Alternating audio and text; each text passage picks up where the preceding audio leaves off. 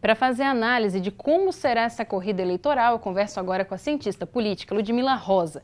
Boa tarde, Ludmila. Vamos começar falando sobre esse cenário aqui na Prefeitura de Goiânia, principalmente da atual gestão do prefeito Rogério Cruz. Nos últimos 3 anos à frente da Prefeitura, o Rogério Cruz ele fez muitas alianças para tentar ficar mais popular, né? Porque ele veio de uma situação um pouco tumultuada lá com o Maguito Vilela, que a gente não esperava, e chegou até aqui muito impopular. Será que essas mudanças que ele fez, essas aproximações, pode ajudar ele numa possível reeleição? Bom, boa tarde. Feliz de estar aqui nesse primeiro TJ Goiás do ano. E essa é uma boa pergunta, porque o que a gente vai entender ao longo desse 2024 é se essas alianças serviram, primeiro, para segurar a gestão do Rogério Cruz, uma vez que sim, foi um mandato que começou através de um infortúnio envolvendo o prefeito eleito, Maguito Vilela, ou se também serão alianças que servirão para o processo eleitoral. Isso, para mim, ainda não está claro, não está dado. Dada a fragilidade dessas alianças, você vê que a Câmara Municipal, ora estabelece uma base mais coesa, ora a oposição ganha força, e isso muito ainda dentro desse processo de fragilização do prefeito Rogério Cruz e da sua gestão. Porque, é claro, quem avalia a gestão de um prefeito não é necessariamente a Câmara Municipal e os vereadores e vereadoras que estão lá. É a população aqui fora. E os institutos de pesquisa têm demonstrado para o prefeito alguma preocupação com as eleições que se avizinham em outubro. Ludmila, agora a gente acompanha uma reportagem que o nosso repórter Renato Violi fez, que é um dos principais serviços que tem sido feito pela Prefeitura esse ano. Vamos ver. Se tem uma coisa que o goianiense viu nos últimos anos, foram obras por toda a cidade. Algumas entregues, outras herdadas por gestões anteriores e que parecem que nunca vão acabar. A exemplo o BRT, que já teve vários adiamentos e, pelo visto, vai amargar mais um. Infelizmente, tudo ficou para o próximo ano e talvez para o próximo governo, né? O BRT não chegou os ônibus ainda, a gente vê as obras andando, quase terminando algumas coisas, mas não faltam os ônibus, as obras viárias todas pelo meio do caminho, muita coisa mal planejada. Desde que assumiu a prefeitura, Rogério Cruz tem enfrentado muitos desafios, parte deles relacionados à infraestrutura. Reformas de prédios públicos, programa de recapeamento no asfalto, manutenção de praças e até construção de viadutos, como o da Avenida Castelo Branco, que estão entre as prioridades. Procuramos o secretário de Infraestrutura, mas não fomos atendidos. Já o prefeito disse que tem cobrado empenho do secretariado. A determinação que dei aos secretários é que não entrasse nenhuma obra de longo prazo que não fosse concluída ainda em nossa gestão. Na saúde, o desafio é equilibrar as contas que se embolaram durante a pandemia. Aumento na despesa, em especial com convênios, e queda na receita foram alguns dos entraves. Recentemente, uma mudança na pasta trouxe o médico Wilson Polara para a gestão, que disse que a despesa prevista pela saúde foi de R$1.850 bilhões em 2023. Esse mês eu pago metade e a outra metade eu complemento, e o mês seguinte eu pago a outra metade. Então, foi uma bola de neve que se criou. Por quê? Porque não tem recurso para atender às exigências do privado. A prefeitura ainda teve que lidar com a crise na Comurg, que prejudicou a coleta de lixo em toda a cidade. Repasses milionários para a manutenção do serviço e até a retomada de uma licitação para a terceirização foram necessárias. O prefeito Rogério Cruz também precisa melhorar a popularidade e ganhar mais a confiança do eleitor. Só assim poderá disputar a reeleição na votação que acontece em 6 de outubro.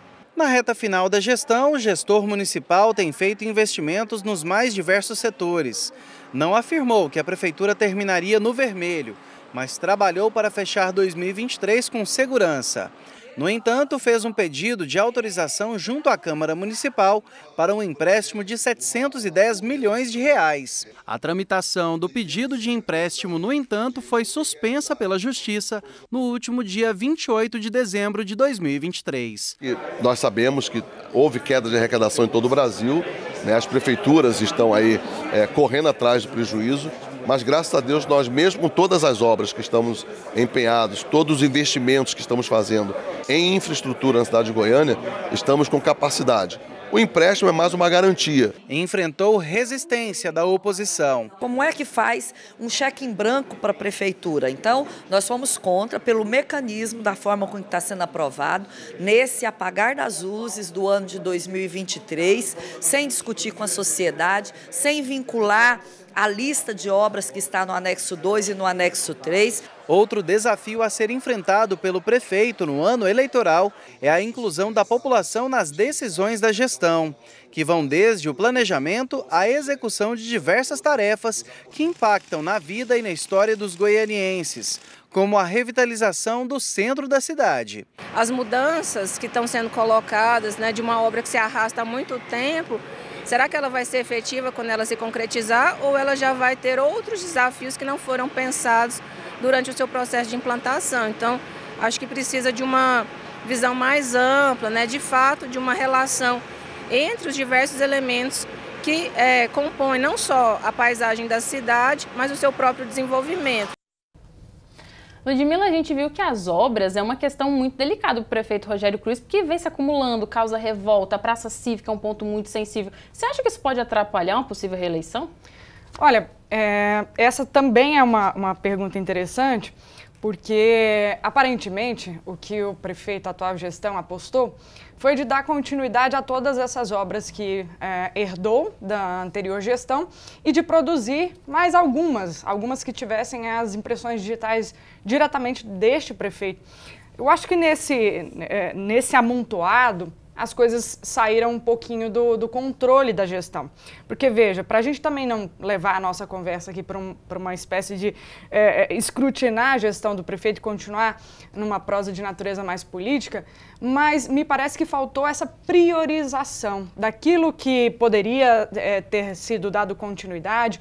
Qual foi ou qual seria, enfim, nós ainda temos alguns meses aí pela frente, será essa marca da gestão Rogério Cruz em termos de infraestrutura urbana, em termos de entrega de obras públicas? Isso também é algo que não está dado.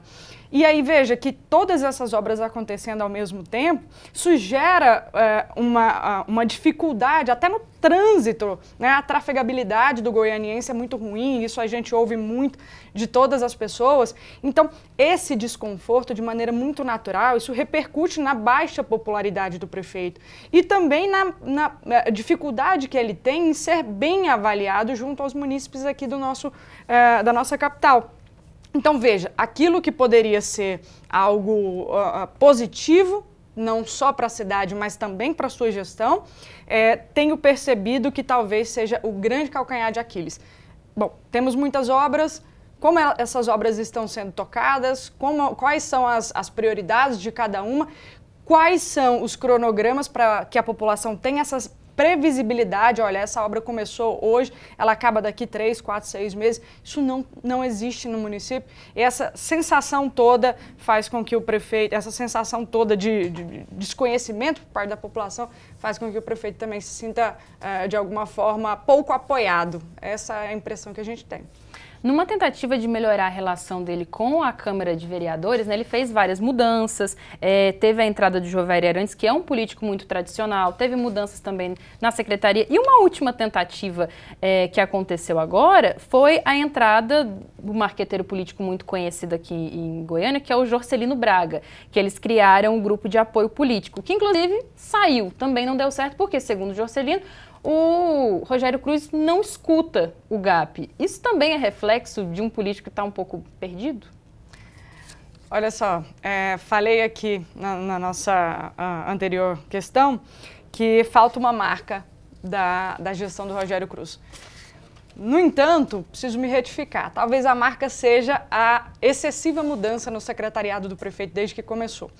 Olha, é uma rotatividade muito grande e, mais uma vez, isso demonstra para a população, aquela que não compreende muito como se formam os juízos políticos, de conveniência junto à Câmara Municipal, mas demonstra primeiro, bom, está trocando demais, será que não está tendo um planejamento a ser executado?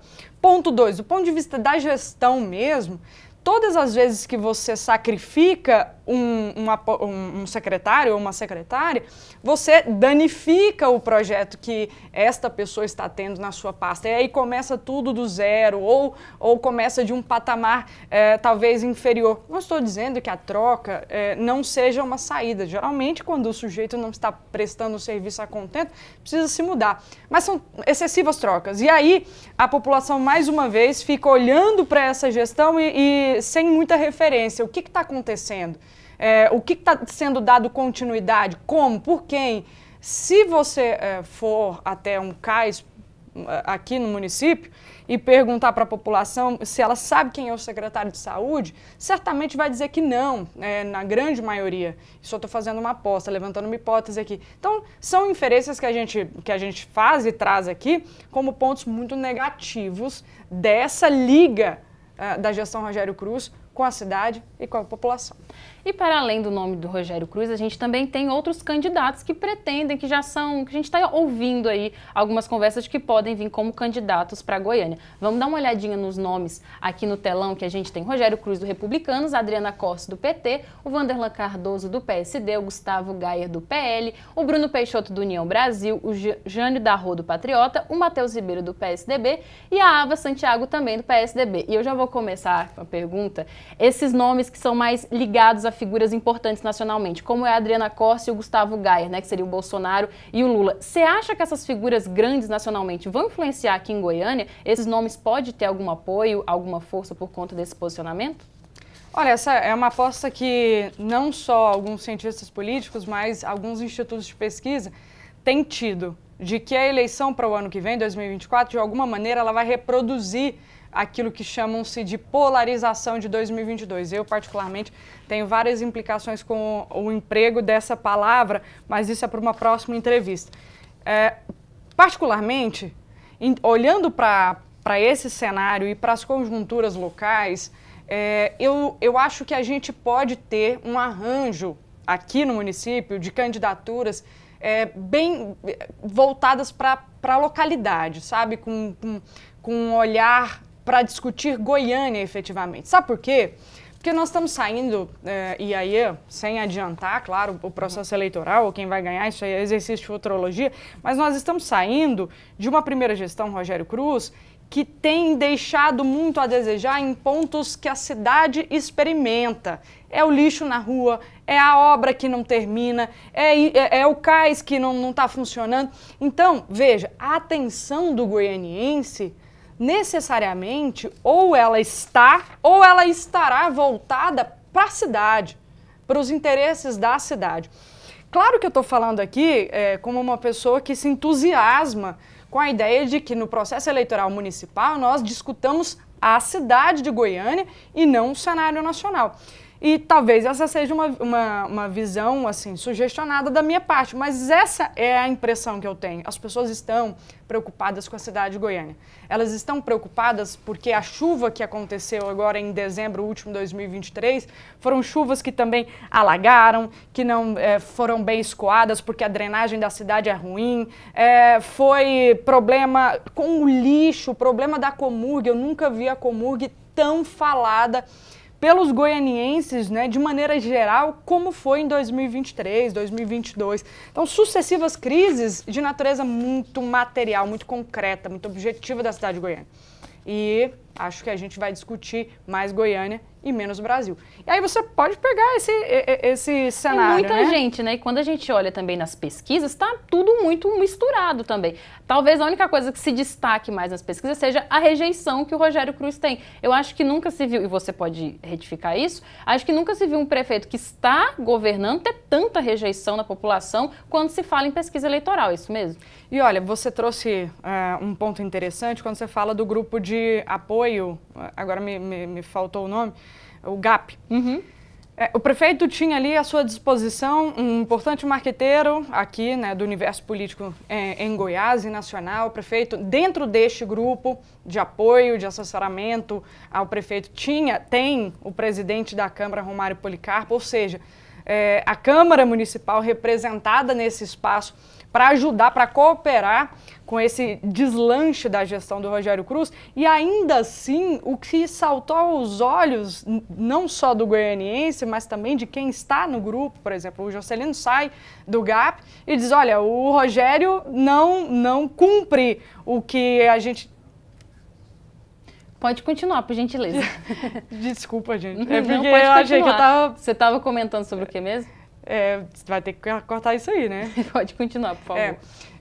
O Juscelino Braga sai do GAP e diz, olha, o Rogério não cumpre o que a gente estipula do ponto de vista publicitário para a prefeitura, então você percebe todos esses reveses. Tem o Bruno Peixoto, presidente da Assembleia Legislativa, que vem com um peso muito grande, tem reunido todos os deputados. Você acha que pode ser um nome que recebe o apoio do governador Ronaldo Caiado? Não acho que isso também esteja dado de maneira natural. Não vai ser tão simples assim. É uma disputa que o Bruno está fazendo junto à base do governador.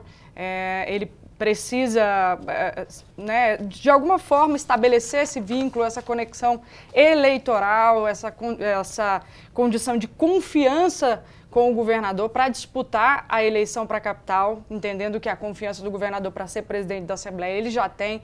Então você tem aventado o nome do Jânio da Rô, a própria Adriana Cortes, que é uma pessoa muito bem votada aqui no município. Você tem 2 candidatos jovens do PSDB que não são irrelevantes, porque são 2 figuras que conversam e dialogam muito bem com a cidade de Goiânia. E na base mais atrelada ao ex-presidente Jair Bolsonaro, você tem o Gustavo Gayer, deputado federal, e o Vanderlan Cardoso. Mas entenda, de alguma maneira eles se conectam no mesmo grupo. Então dali deve-se sair um. Ou se saírem os 2, você já percebe uma cisão de grupo. Então, perceba, a gente ainda está tateando para entender quem serão esses nomes, como eles se comportarão e quais são os arcos de aliança que vão se formar em torno deles. Um nome que é muito falado, que você citou, é o do Vanderlan Cardoso. Você acha que é um nome mais tradicional aqui em Goiânia e na região? Você acha que ele pode vir? Como é que a gente vai ver essa figura, né? Possivelmente que a gente vê essa figura nessa eleição? Olha, o senador Vanderlan Cardoso tem um sonho, tem um apetite muito interessante de ser prefeito da capital. E, notadamente, ele tem tentado se construir mais uma vez, viabilizar seu nome. O que eu acho que coopera com o nome do Vanderlan, senador Vanderlan, é porque ele carrega essa pecha de um homem que conduziu bem a gestão pública em Senador Canedo. Então, eu falava aqui que essa figura de bom gestor ou de boa gestora, essa pessoa que coloque ordem na casa, que faça Goiânia funcionar, essa pessoa, de alguma maneira, ela vai ser palatável junto à população e tal, porque está muito descontente, essa é a verdade, com o que está acontecendo com a cidade hoje, em termos de gestão, mas também em termos de política. Veja o sacrifício que foi aprovar aquele empréstimo de 710 milhões de reais, faltando um ano para as eleições. Isso diz muito sobre o desgaste que o prefeito, que a Câmara também tem junto à população da cidade. Ludmila, eu te agradeço por enquanto, mas daqui a pouco a gente volta, a gente vai aos comerciais e a gente volta para analisar sobre o ano eleitoral. Não saia daí, é só um instante.